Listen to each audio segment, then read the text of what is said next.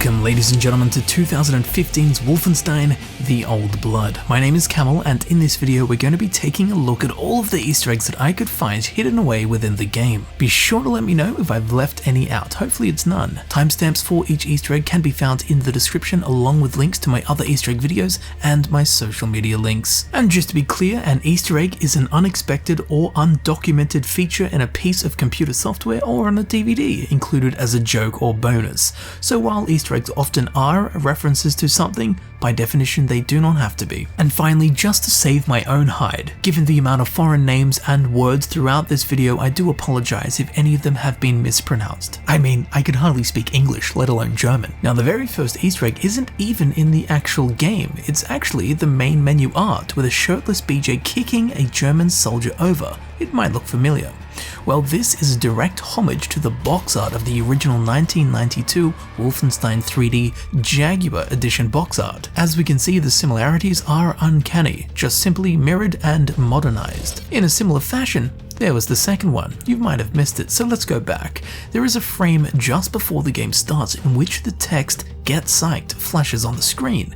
This is a homage to the loading screens from Wolfenstein 3D, in which this "Get Psyched" text would prep you up for the intense battles ahead. Straight after this "Get Psyched" throwback, BJ will wake up in a car being driven by Richard Wesley, also known as Agent 1. We'll talk more on him later on, but for now what we'll want to do is look down at the very familiar dangling red rocket launcher. This is a keyring version of the rocket launcher from Quake 3. Another gaming IP brought to fruition and popularized by id Software, the same as Wolfenstein.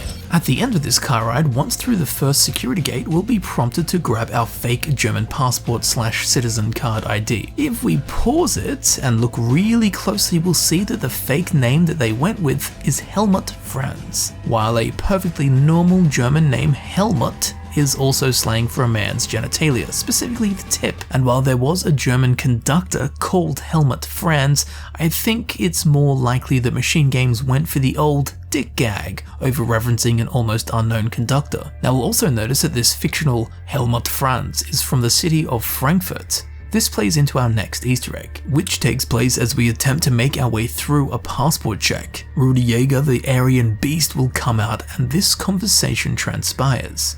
Augenblick, warten Sie. Aus Frankfurt. Sind Sie Frankfurter? Ja, ein Hotdog.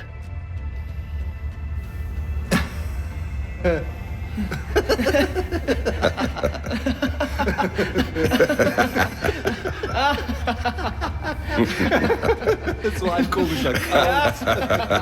Die spinnen die Amis. Hotdog. Die werden sich wundern, wenn wir an der Macht sind. Weiter.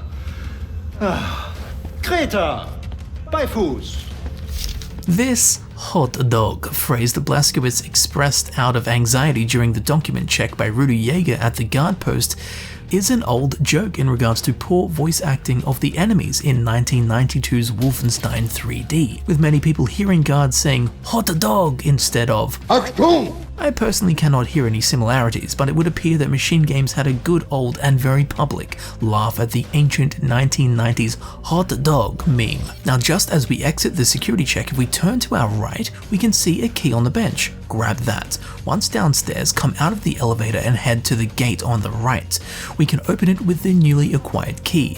Head down the stairs and we will find a bedroll with a poster which bears the artwork of the original 1992 Wolfenstein 3D box art. Not only that, but if you activate the bedroll, this will transport you to a special revamped version of the original 1992 Wolfenstein 3D.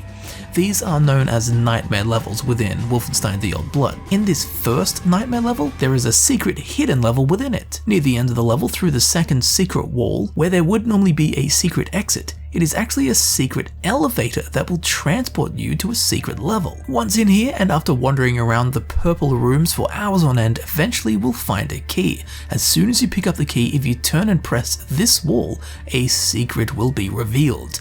At the end of the secret hallway, there are the letters MG laid out in health packs. MG in this circumstance represents Machine Games, the very gaming developers that made Wolfenstein: The Old Blood and The New Order and The New Colossus. A very well hidden Easter egg, 4 layers of secrets deep in fact. And also once you finally get out of this first secret level, I noticed that the bottles laying next to the bed actually bear the face of the original 1992 Wolfenstein 3D BJ Blazkowicz face. We'll have to zoom in a little bit to see it properly, but we can see the resemblance. Forget resemblance, it's an obvious nod. Next, once we make our way to the castle via the cable car, as soon as we hop off, we can run over to the ticket booth and stick our nosy heads through the window and listen in on the intriguing phone call. Okay, it's not that intriguing, but it is kind of funny. The man on the phone is Karl, and he is talking to Helga von Schabbs, one of the main antagonists of the game. At first it seems like a standard business call, but we'll soon realize that there is a fair bit of flirting going on here. Karl and Helga sitting in a tree. Heiling. Now while this isn't entirely amazing, we'll come back to Helga and Karl in a minute. As for now though, we might want to get something from the vending machines. I'm feeling a bit thirsty. What's on the menu, boys? Oh, would you look at that? Nuka Cola. That sounds refreshing and as energizing as a healthy dose of radiation. Now, Nuka Cola is of course the famous fictional brand of cola found throughout the Fallout game series.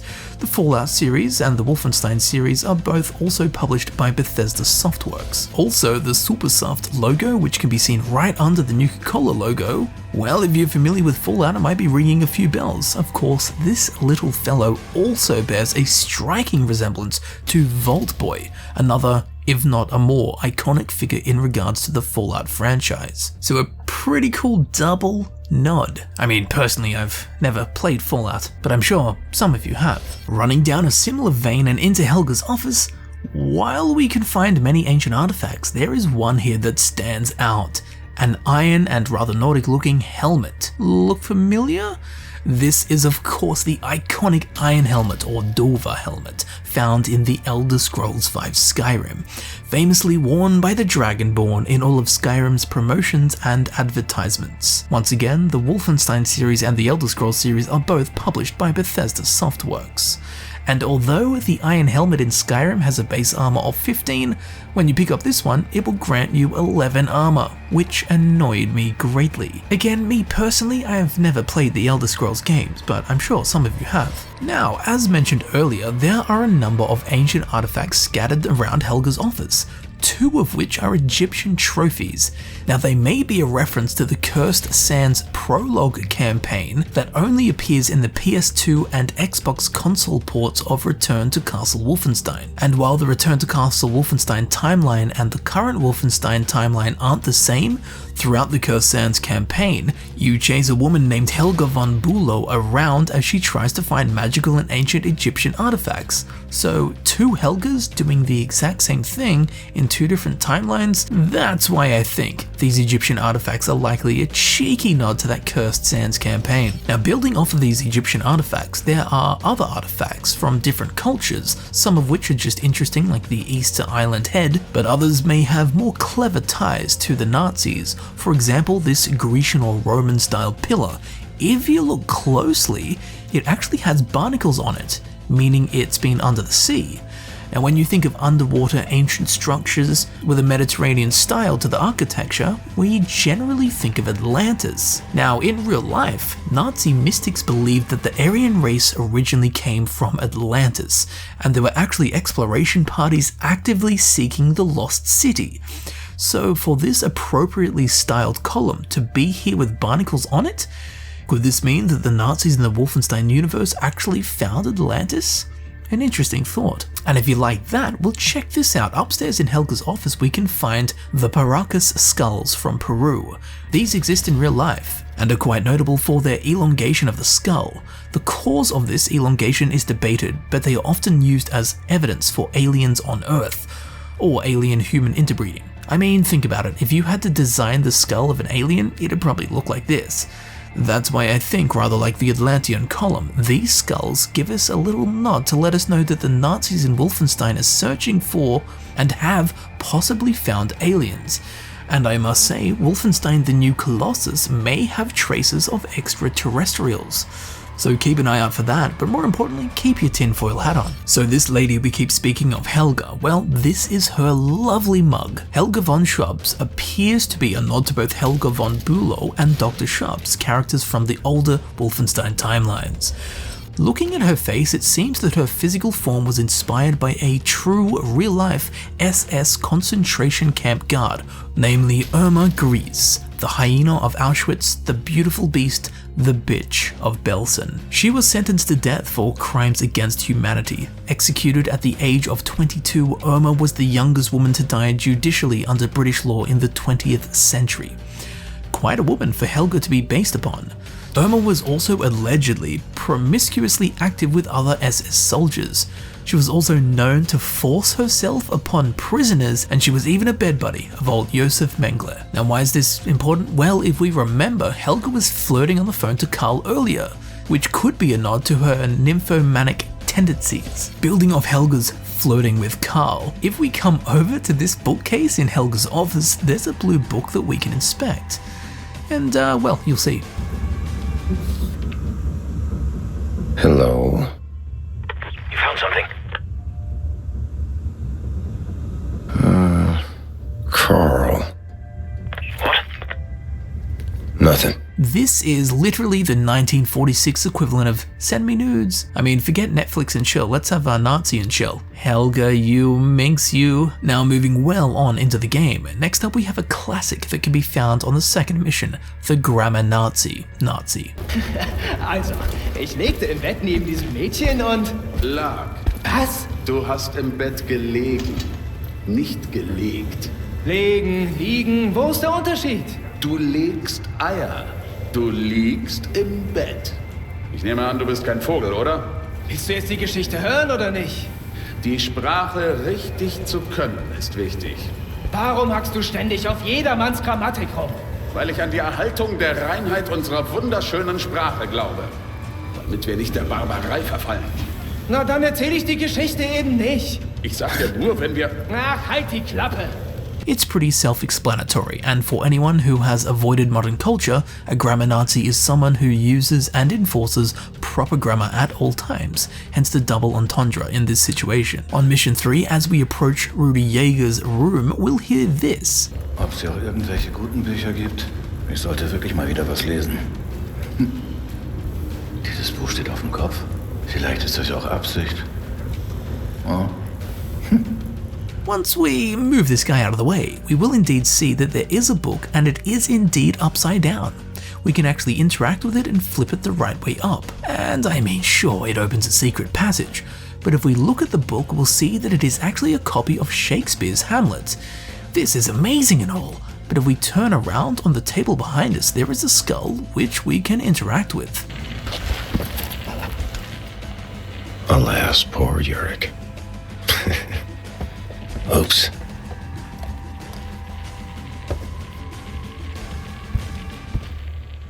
BJ will hold up the skull and recite lines from Shakespeare's Hamlet, and then clumsily drop the skull onto the floor.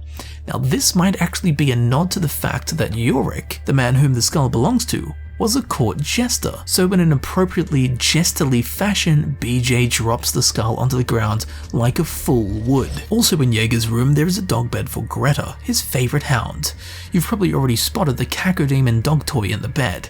This lovely red spiky ball. A Cacodemon is of course a classic enemy from the Doom series, which was founded by id Software, the same company that popularized the Wolfenstein series. And to be honest, I never thought I'd say this, but this Cacodemon is admittedly cute. Now making our way through Jaeger's room, down the hallway and through the broken fireplace, we'll find a small hallway with 4 statues. While these statues are common throughout the game, these 4, if we look closely, actually have nameplates.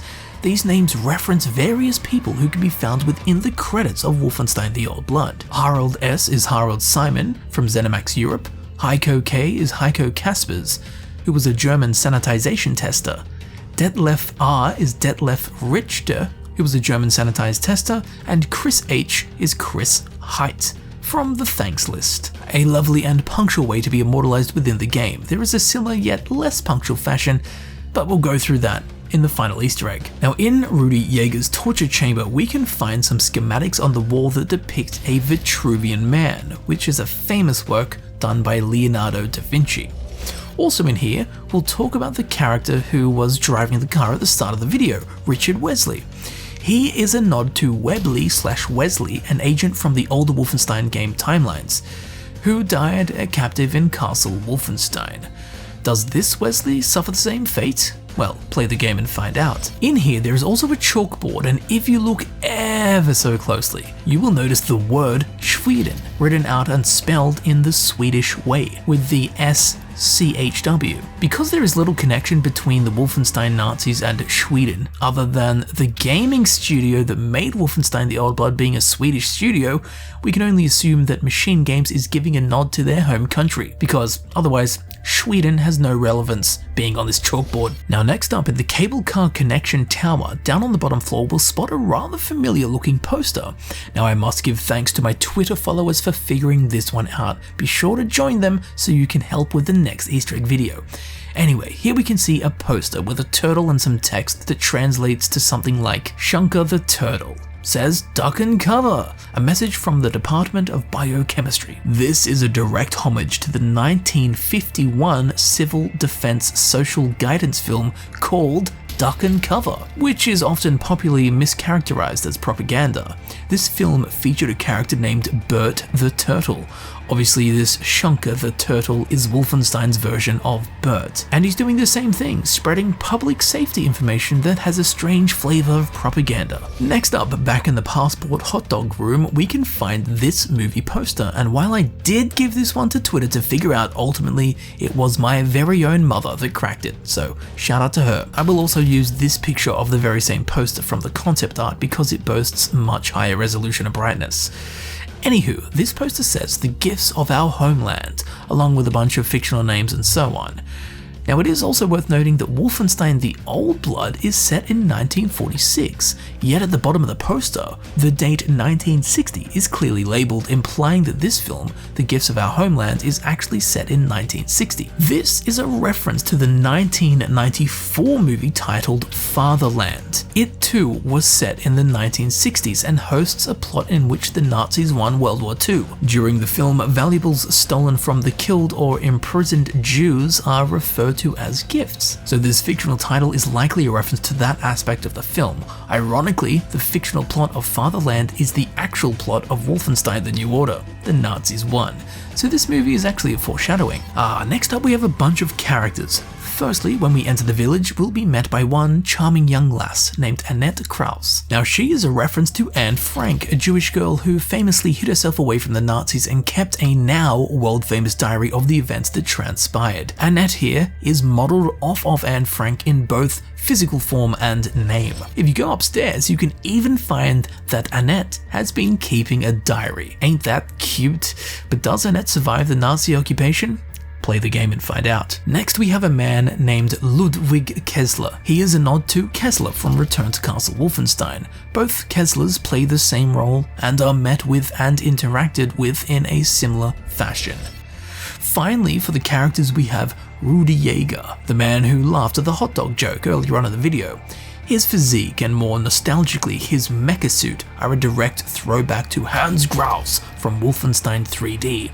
Both are towering blonde-haired Nazi soldiers, and they are both ultimately fought while they wear mechanical suits boasting dual chain guns. Now much further into the game, during the 6th mission, when all hell breaks loose and we make our way back to the boat shed, if we take a second and look at the workbench here, we'll notice a super high resolution cigarette pack, lighter, and cigarette case or holder. The lighter says Führer 2000, meaning fire 2000, and the cigarette pouch translates to evil asshole. While neither Twitter nor myself could figure out what this reference is for, I do believe that it's just a meme calling the Nazis evil assholes.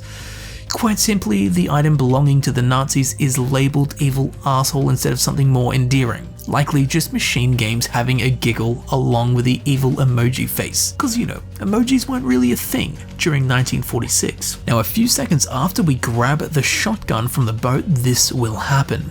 Hello.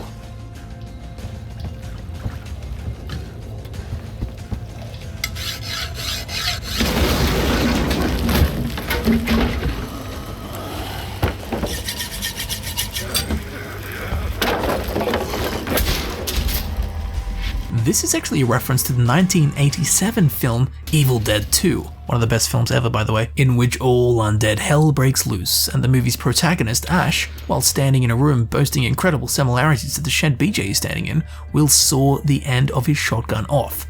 Ash also uses the shotgun to stave off the forces of evil, just as BJ does through the next 3 levels of Wolfenstein: The Old Blood. Penultimately, on the 7th mission before heading into the church, if we turn to the left and head up the stairs into the house, over in the back right hand corner there is a familiar painting, which we actually saw in the Wolfenstein: The New Order Easter egg video. This is a famous piece named The Young Hare in German. It is a 1502 watercolor and body color painting done by the German artist Albrecht Dürer. Why is it here? Who knows, maybe the Nazis just have good taste. After all, rabbit does taste good. Now this final Easter egg is brutally long-winded, but definitely worth going through. But don't worry, I actually have a bonus Easter egg for afterwards, just as a little treat between you and me. So on the final level, in the awesomely designed graveyard by the way, we'll find the names of just about every bloody person that can be found in the credits list of Wolfenstein: The Old Blood. Keep in mind, if you were one of these people, this would be the greatest thing ever.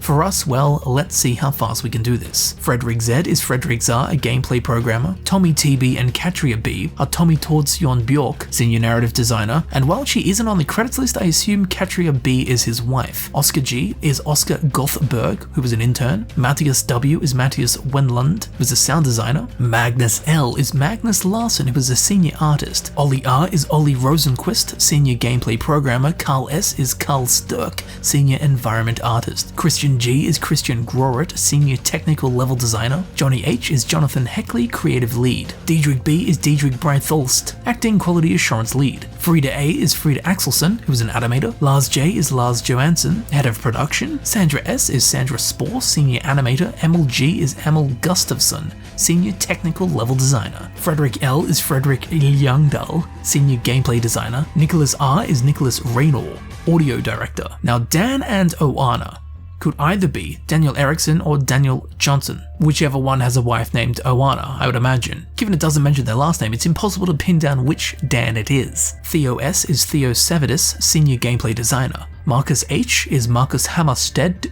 senior animator. Per G is Per Gullup, senior concept artist. Yan D is Yan Dory, effects artist, and almost sounds like a slang term, Yandori. Now Errol T, I do believe is Axel Torvenius, spelled incorrectly. He is an art director. Jim N is Jim Nara, an intern. Nicholas C is Nicholas Court, senior 3D artist. Eric H is Eric Hornstrom, gameplay designer.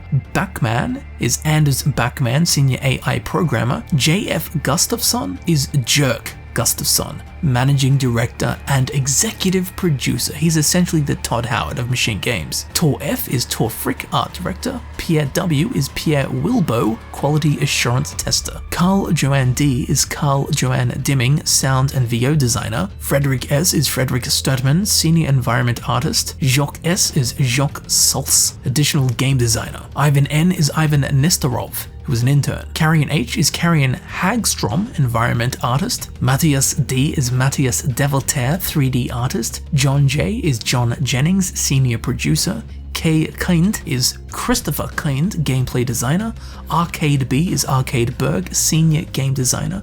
Peter L is Peter Lantz, UI artist. Patrick W and Isa W are Patrick Wilbo, senior gameplay programmer, and I assume his wife, Isa Wilbo, the office manager. Jonas N is Jonas Nordstrom, senior gameplay designer. King Jesper L is Jesper Lovius, the environment artist, and I do believe the one who is probably responsible for this entire graveyard Easter egg, considering that they have labeled themselves King. Jonas L is Jonas Larson, environment artist. Thomas L is Thomas Lidstrom, senior lighting artist. Magnus A is Magnus Orvanen, senior engine programmer. Matthias P is Matthias Peterson, concept artist. Now this is actually an interesting one because only the name at the top is in the credits list. Nicholas S, Nicholas Siren, senior character artist, and I assume he is shouting out his entire family, including his newborn baby, Baby S. Now there are 4 tombstones that I could not figure out who or what they are for. Sven E, if you're out there Sven, sorry buddy, you weren't in the credits list. Bingeling, again if you're out there, you didn't make it to the credits list. And then we have H, U, A, and C, I, U.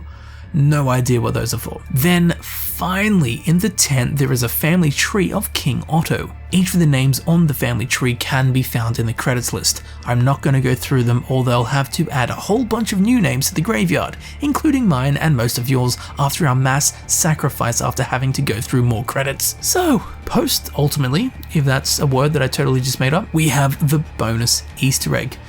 Now this one isn't actually found within the game, but it is found within the game files, and I do believe also in the game files of Wolfenstein: The New Order. It is a movie poster, and it is 100% a homage to James Bond. The poster reads as follows: "My name is Buer, Jürgen Buer. In the main role, Stefan Kaufmann with Ursula Adler. His code is 088. It is said he has a license to kill. If he chooses, where he chooses, whoever he chooses.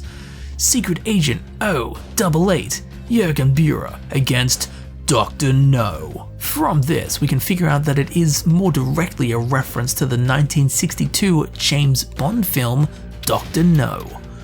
Boasting very similar poster designs. I mean, the movies have the exact same name. Obviously, instead of 007, it's 088. You get the point. Overall, an awesome Easter egg that nearly slipped through the cracks. Shame it was never in the game.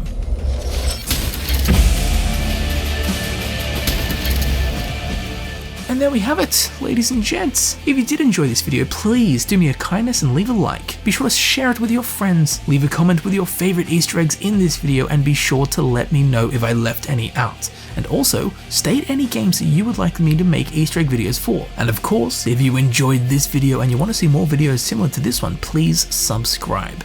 It helps me know that people enjoy these kind of videos, and in the long run will result in more of them. My other super smashing Easter egg video links can be found down in the description. Down there are also links to my social media. Be sure to follow me on Twitter so you can help me out when I get stuck making my next Easter egg video. And if you'd like to support the channel in a more personal way, you can become a heroic patron on Patreon. Again, all the links down below. As I'm sure you know, all of my time and energy goes into making these videos I create for you to enjoy. So your support is most appreciated and welcomed in any and all forms. A like, a subscribe, a patron, all of it is a great help. Feel free to check out the playlist on screen. Thank you for watching, thank you for supporting the channel, and I will see you very shortly in the next video. I'll see you there soon. Auf Wiedersehen.